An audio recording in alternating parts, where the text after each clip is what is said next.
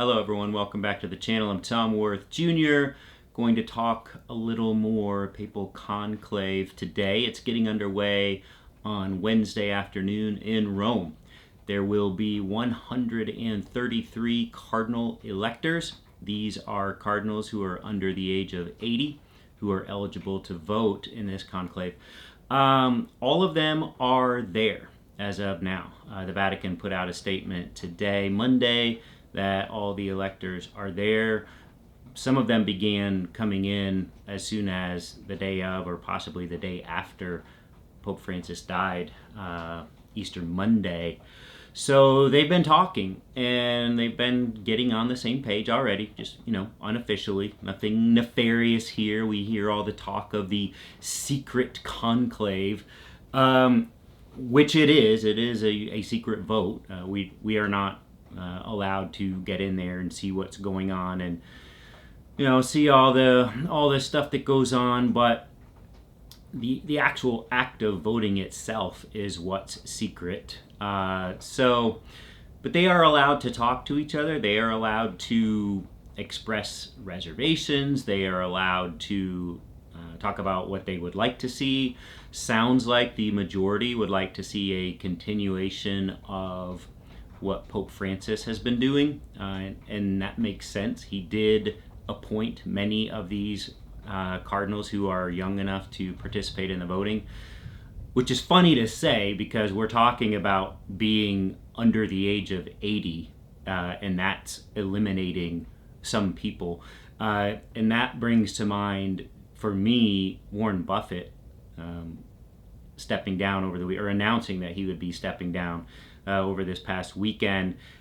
The guy is 94, Warren Buffett, and he'll turn 95 in a few months in August. And the fact that Berkshire Hathaway's stock went down 5% this morning when the market opened on news that, we should all be so lucky when we're 94 and 3/4 that when we announce we are finally stepping down as the CEO of our company, that the stock just tanks because we are so irreplaceable when we are almost 95 years old. But in the case of Warren Buffett, that is actually the case.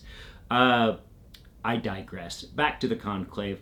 There is talk about money, about American money, about trying to influence who the next pope will be.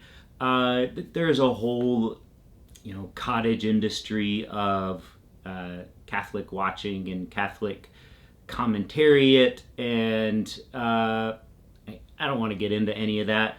The fact is, there are some great candidates who can be pope, and I had my eye on the one from the Philippines who was called kind of a Pope Francis Jr., or an Asian Pope Francis, not a Pope Francis Jr. And I believe it was my first video on this where I mentioned he probably wouldn't get chosen because he's only 67, and that may be too young for a pope. But the more I'm hearing about this guy from the Philippines, the more I like. The church could do a lot worse than to have a guy like that running things. One of the things you would like best about him is that he absolutely, supposedly, does not want to be the pope. The pope is a different mission from what he is carrying out, and he has served in multiple capacities in his time with the church and always does what he asks, what he has been asked. If he is elected pope, of course, he will serve as pope. Who knows, for 30 years or so. I don't know how long this guy's going to live. But sounds like everything you would want in a pope. There are other good candidates as well. There's still the very conservative wing of the church, and much like with politics itself in all walks of life, not just in the US, but around the world, there is conservative, there is progressive, there is this cosmic battle between the two forces. This also exists in the Catholic Church hierarchy itself, and it can get pretty heated, discussions about the direction of the church. Which, again, is funny. You're talking about a 2,000-year-old institution here with its leadership chosen by 133 males under the age of 80.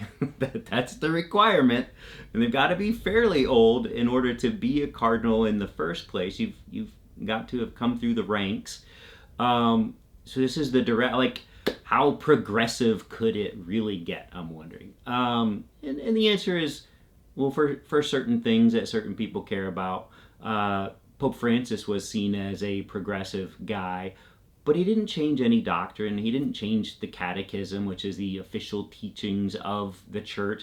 He didn't make any change. Like, I've been listening to people talk about, for all the hand-wringing over Pope Francis, entertaining discussions of certain things, and he didn't change anything. The church, it's not up to him to change it.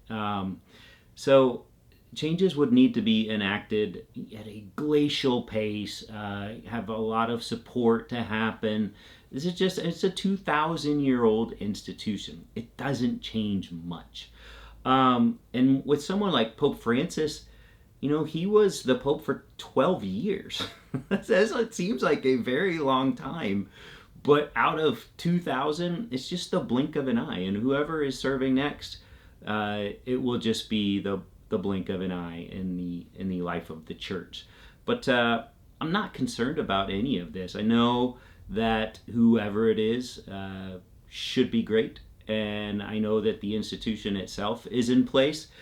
That can be good and it can be bad. In the case of how the sexual abuse scandal has been unfolding, when I hear people talk about how this has been unfolding over Pope Francis's watch, or unfolding for years, this sexual abuse stuff in the Catholic Church, it far precedes Pope Francis. It's before Pope Benedict. It's going back before Pope John Paul II. Human beings sexually abuse other human beings, and they have always done so, and that is despicable and that is deplorable. But the sexual abuse scandal, which by some accounts is going a long way towards really financially strapping the Vatican with the legal settlements, especially in cases brought in the United States against the Catholic Church, but also all over the world.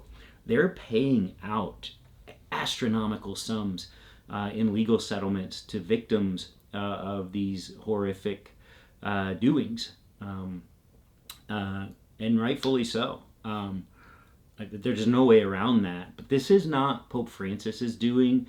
He was not able to fix this. No one's able to fix what has happened in the past. You can make attempts to atone for it, and more importantly, to prevent it from happening again. But this is not a Pope Francis thing, and this is not a Pope Benedict thing. And whoever is in charge next, this is on their radar, like front and center, big flashing warning sign that this is not going away. It's probably never going to go away. It needs to continue to be worked on, and I think it will be. And but there's more to the leadership of the Catholic Church than the one scandal. The one huge black eye on it. There's all sorts of issues that the church has, and there's also all sorts of opportunities that it has to bring help throughout the world, and that's what I believe it's there for. And whoever is elected to be the next pope will be of that same mind. So continuing to keep our eyes on this. And I mentioned in my last video when I was filming in downtown Fort Worth that the next day we'd be down there again with my daughter and wife and my daughter's dog. I didn't film from down there, but here's a quick shot of Bear the dog in downtown Fort Worth as promised. That's it for now, and we'll talk later.